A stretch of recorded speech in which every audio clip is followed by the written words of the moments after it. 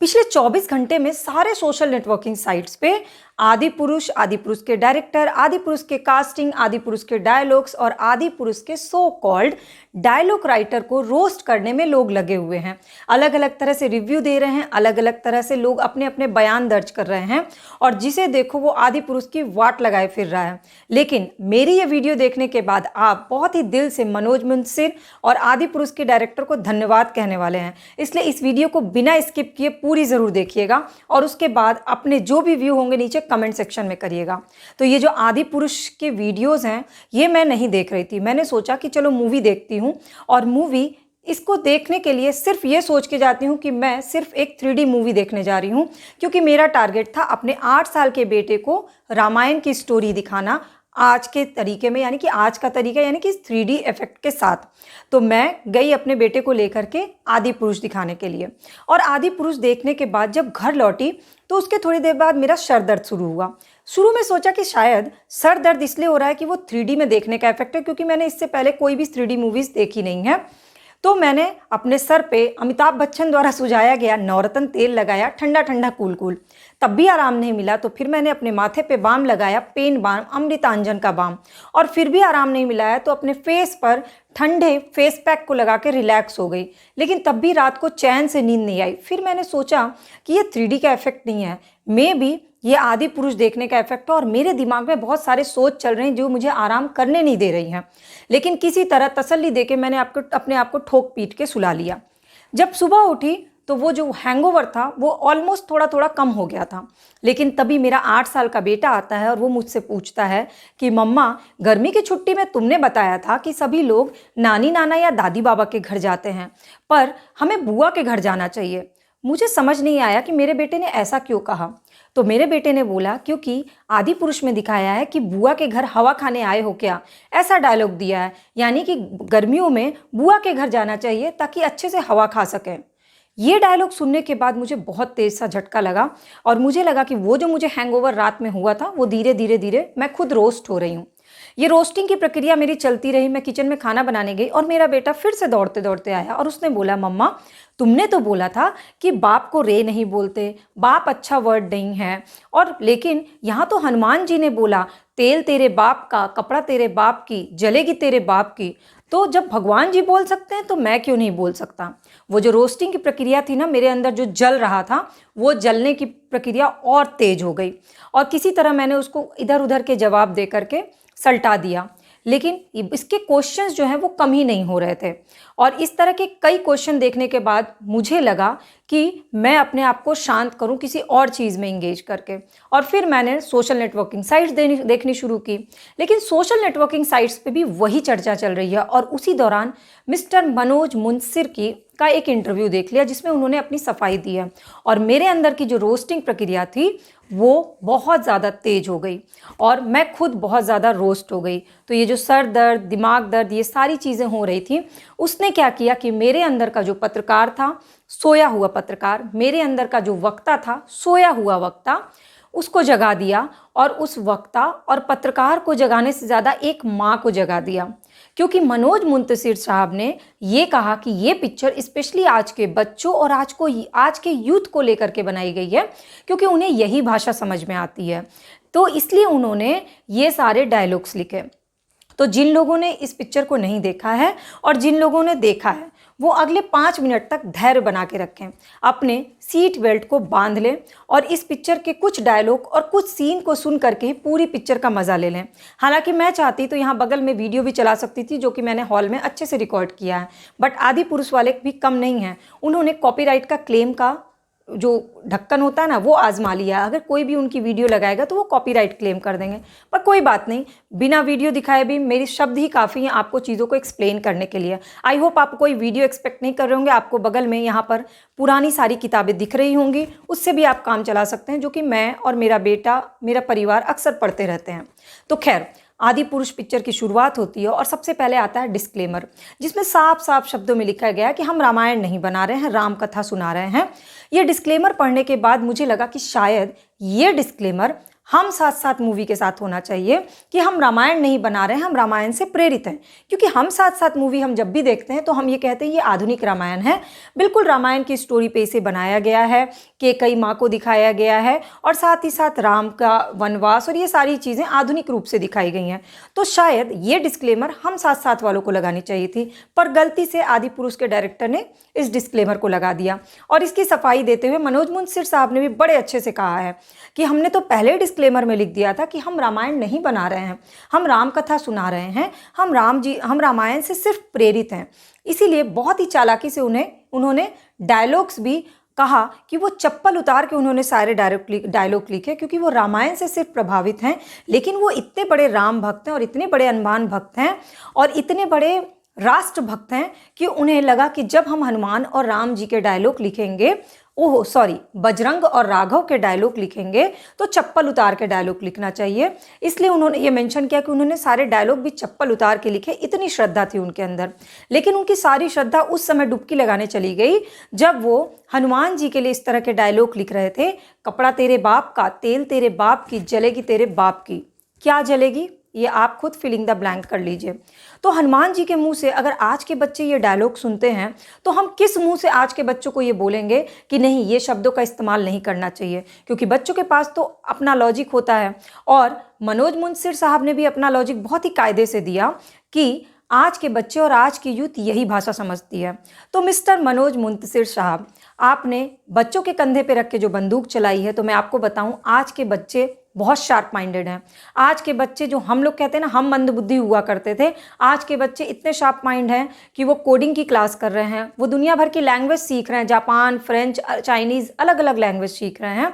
और आप ये बताना चाह रहे हैं कि आप अगर इस भाषा में उन्हें रामायण नहीं समझाते तो शायद वो नहीं समझते। तो ये बच्चों को अगर आप यही समझाना चाहते हैं, यही सिखाना चाहते हैं, तो मुझे लगता है कि आपको खुद अभी भाषा पे कमांड करने की ज़रूरत है। आपने बहुत ही आसानी से कह दिया कि अवधी भाषा में भी लिखा गया इसको, पर ये कौन सी भाषा थी जिसका आपने इस्तेमाल किया? और अगर आपने बच्चों और यूथ के लिए ही बनाया है तो आप इसको बच्चों की मूवीज़ के रूप में, एनिमेटेड मूवी में बना सकते थे, उसके हिसाब से डायलॉग लिख सकते थे। आपने हनुमान जी का बचपना दिखाया इसमें, हनुमान जी कितने हठी थे, हनुमान जी के अंदर कितना बचपना था, इसलिए उन्होंने बचपने में ऐसा डायलॉग दिया।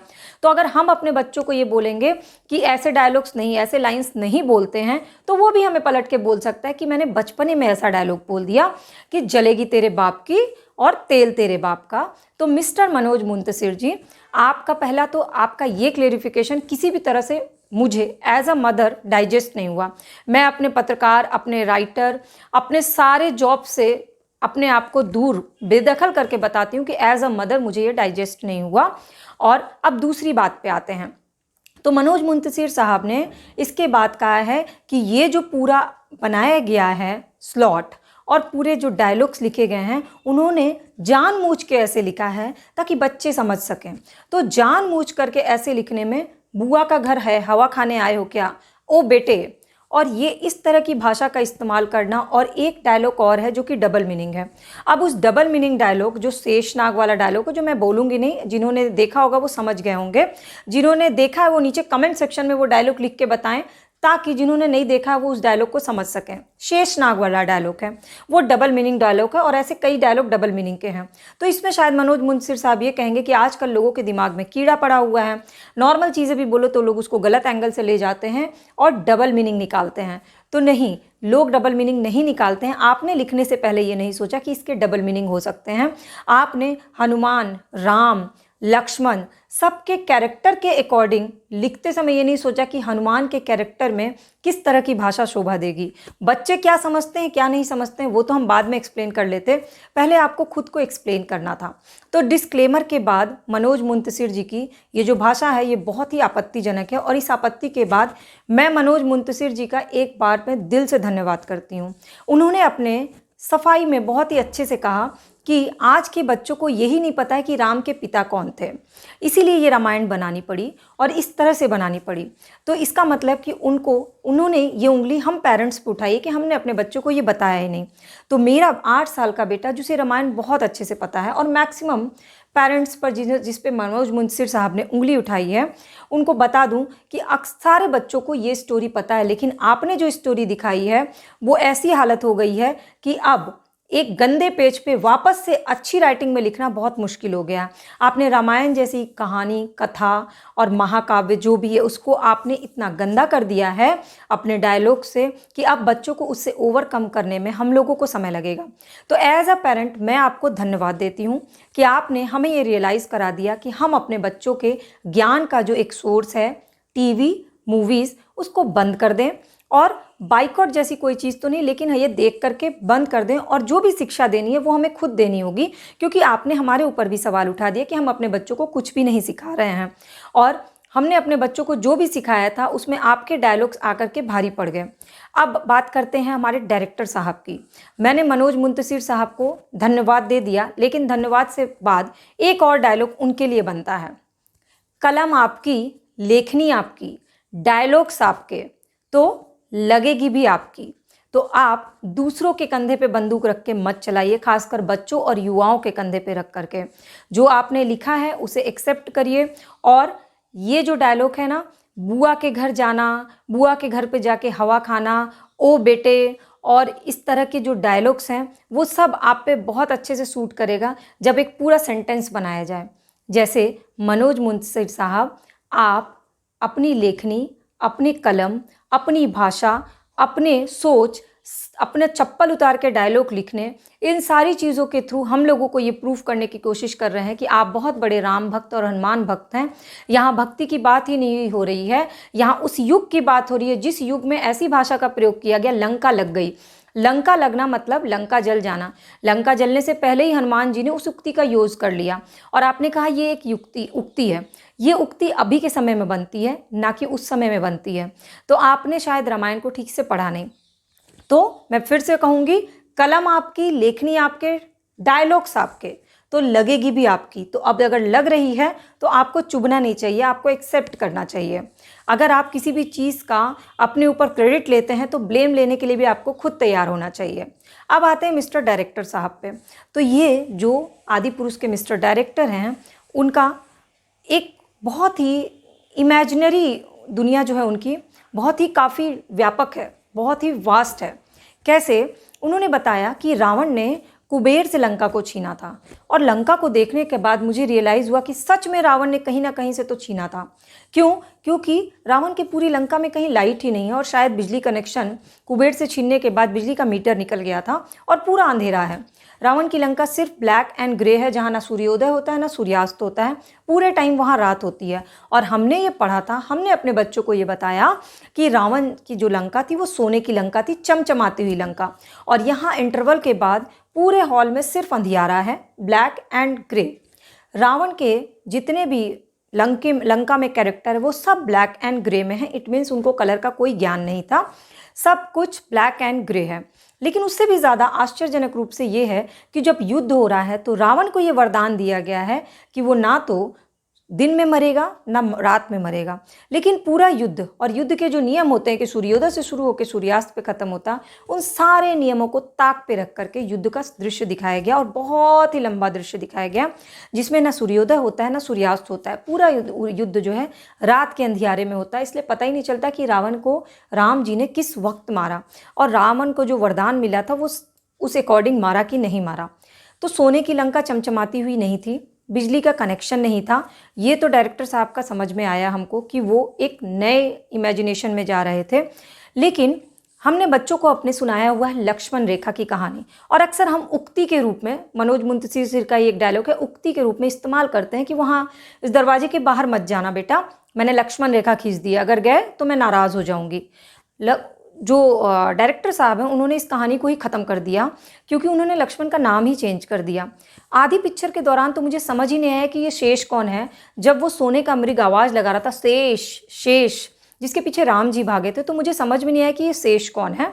बाद में समझ में आया कि लक्ष्मण जी का प्यार भरा नाम या जो भी है वो शेष रखा गया है। यानी जो लक्ष्मण रेखा वाली जो कहानी थी वो ख़त्म हो गई, अब शेष रेखा होगी। लक्ष्मण जी ने कोई रेखा नहीं खींची, लक्ष्मण जी ने एक जाली बनाई। और मेरे बेटे का फिर से एक सवाल आया कि मम्मा तुमने बोला था लक्ष्मण जी ने रेखा खींची थी, यहाँ तो कोई शेष हैं जिन्होंने एक जाली बनाई है स्वास्तिक की। तो लक्ष्मण रेखा की कहानी जो है वो कूट कूट के उन्होंने कूट के पूरा पाउडर बना दिया और उसमें एक नई चीज़ बना दी, शेष जाली। अब हम एक कहानी सुनाएंगे बच्चों को, शेष जाली, क्योंकि लक्ष्मण जी का नाम है शेष और लक्ष्मण जी ने सीता जी को कहा कि आप भाभी यहाँ से बाहर मत निकलिएगा, मैंने यहाँ पर उन्होंने एक जाली जैसा बना दिया। तो हमारी लक्ष्मण रेखा की कहानी खत्म हो गई। तो और किरदारों के नाम के साथ इतना खिलवाड़ किया गया, लक्ष्मण जी को शेष बनाया गया। हम हमेशा राम सिया, राम सीता जपते हैं, लेकिन अब हमें जपना पड़ेगा राघव जानकी, राघव जानकी, राघव जानकी, क्योंकि राम जी का नाम राघव रखा है जो कि है उनका नाम, लेकिन हमारी आदत राम सीता करने की है। तो राघव और सीता जी हैं जानकी, लक्ष्मण जी हैं शेष और रावण के बेटे का भी नाम बदल दिया गया है। ले दे के सिर्फ और सिर्फ रावण का नाम रावण रखा गया है, लेकिन सिर्फ रावण का नाम रावण रखा गया तो रावण के साथ तो छेड़खानी की जाएगी। तो मेरे बेटे ने बड़ा ही अमेजिंग सा सवाल पूछा कि मम्मा, हम जो रावण जलाते हैं उसके सर जो हैं इस तरह से होते हैं, लेकिन तुम गलत रावण जलाती हो। हमने जो रावण देखा अभी मूवी में, उसमें रावण के सर पीछे हैं और रावण के सारे सर आपस में बात करते हैं। सब सर बुरे नहीं, कुछ अच्छे भी हैं। मतलब बेसिकली यहाँ पे रावण को एक स्प्लिट पर्सनालिटी दिखाया गया, जिसके अंदर कई तरह की पर्सनालिटी आती है। कभी वो गुस्सा आता है, फिर उसको दूसरा सर समझाता है, अरे नहीं ऐसे नहीं करना है। दूसरा सर उसको अलग से मैसेज देता है। जब वो जानकी से बात करने आता है तो उसके अंदर एक स्प्लिट पर्सनालिटी आती है। और उस समय सिर्फ रावण के साथ ही नहीं खिलवाड़ किया है डायरेक्टर साहब ने, बल्कि रावण के बेटे के साथ को भी नहीं छोड़ा। मेरे बेटे ने बड़ा ही अमेजिंग क्वेश्चन पूछा कि मम्मा, उस समय में टैटू भी चलता था। शायद मैंने ध्यान नहीं दिया, लेकिन उसने ध्यान दे दिया कि जो रावण का बेटा है उसके पूरे शरीर पे टैटू लगा हुआ है, पूरे शरीर पे टैटू बना हुआ है। तो आज के बच्चों को बहुत सारी चीज़ें पता है। उसने ये ध्यान दे दिया कि रावण का बेटे पे टैटू बना है, यानी कि उस समय भी टैटू सिस्टम चलता था। और रावण का बेटा जो है वो कौन सा सुपर हीरो है? मेरे बेटे का ये सवाल है कि रावण का बेटा कौन सा सुपर हीरो है? स्पाइडरमैन है, कैप्टन अमेरिका, कौन सा सुपर हीरो है? और जो रावण की सेना है वो बिल्कुल हल्क की तरह है और किसी वीडियो गेम की तरह लगा उसे बाली और सुग्रीव की लड़ाई की कोई वीडियो गेम चल रहा है। तो बेसिकली ये जो पूरे सीन बनाए गए हैं ना और सारे कैरेक्टर बनाए गए हैं, उनके साथ बहुत छेड़खानी की गई है और इतनी गंदी छेड़खानी की गई है कि आप ना चाहते हुए भी आपको बोलना पड़ेगा, जैसे मुझे बोलना पड़ा। तो डायरेक्टर साहब को भी मैं दिल से धन्यवाद करना चाहती हूँ कि आपने जिस तरह से इस फिल्म के साथ सारे रामायण के सारे पात्रों के साथ एक्सपेरिमेंट किया है, उसके बाद हमें ये सीख मिल गई है कि हमें पहले के जो रामायण हैं या किताबों से जो मैंने अब तक पढ़ के अपने बच्चे को सुनाया है, हमें वही सुनाना चाहिए। कोई ज़रूरत नहीं उसे 3D में देखने की। इसके लिए आपका धन्यवाद कि आपने हमें हमारी जिम्मेदारी याद दिला दी कि हमारे बच्चों के प्रति उनकी जानकारी, उन्हें जानकारी देने के प्रति जिम्मेदारी हमारी है, ना कि आपकी है। आपने कभी ये नहीं कहा था कि आप बच्चों को शिक्षा देंगे या सिखाएंगे। हाँ, लेकिन डिस्क्लेमर और मनोज मुंतशिर के इंटरव्यू के बाद मुझे समझ में आया कि आपने ये बच्चों और यूथ के लिए बनाया है। तो आप बच्चों और यूथ को क्या सीख दे रहे हैं, इसका कंक्लूजन नीचे कमेंट सेक्शन में जब लोग करेंगे तो आपको समझ में आ जाएगा। तो कास्टिंग के बारे में मैं कुछ भी बात नहीं करूँगी, क्योंकि कास्टिंग जो भी कलाकार हैं वो वही काम करते हैं जो डायरेक्टर करवाते हैं। चाहे हम बात करें प्रभास की, जो कि बाहुबली में एक बहुत ही अच्छा किरदार निभा चुके हैं, लेकिन डायरेक्टर ने उनसे उनकी कला को सही तरह से निकालने की कोशिश नहीं की। उनको इतना प्रेशर दे दिया गया शायद कि वो राम के कैरेक्टर में ठीक से उभर नहीं पाए। सैफ अली खान अपने आप को रावण की तरह इतना ज़्यादा फील करने लगे और उस फीलिंग में वो भूल गए कि वो अपने आप को एक बॉडी बिल्डर की तरह। मेरे बेटे ने एक सवाल किया कि मम्मा उस समय जिम भी चलता था क्या, क्योंकि रावण के बड़े अच्छे बॉडी थे। तो सैफ अली खान जो है रावण के कैरेक्टर में इस तरह से चल रहे हैं जैसे कि कोई बॉडी बिल्डर चलता है। और साथ ही साथ सारे कैरेक्टर ने जो छोटे बड़े रोल निभाए हैं, उनसे जो रोल निभाया गया है, चाहे जो शेष हैं, उन्होंने जो डायलॉग डिलीवरी की है वो निहायत ही बुरी तरह से डिलीवरी की है, लेकिन इसमें कमी डायरेक्टर की है। डायरेक्टर ने उनसे काम, क्योंकि वही और भी मूवीज़ में काम कर चुके हैं, तो जो भी कलाकार एक्टिंग करते हैं उनसे जो डायरेक्टर करवाते हैं वो वैसे ही करते हैं। तो इसलिए मेरा सिर्फ और सिर्फ यहाँ पर कास्टिंग, किसने कैसी एक्टिंग की, मैं कोई फिल्म रिव्यू नहीं दे रही हूँ। मैं as a mother, as a women, ना मैं पत्रकार की तरह बोल रही हूँ, ना मैं एक वक्ता की तरह बोल रही हूँ। सिर्फ एज अ मदर आपसे ये रिक्वेस्ट कर रही हूँ कि अपने बच्चों को अगर सही सीख देनी है, सही चीज़ें समझानी है, तो किताबों के थ्रू समझाएं, आप अपने थ्रू समझाएं, ना कि फिल्मों पे डिपेंडेंट रहें। और इस चीज़ का एहसास दिलाने में सबसे बड़ा योगदान मनोज मुंतशिर साहब और आदि पुरुष के डायरेक्टर साहब का है।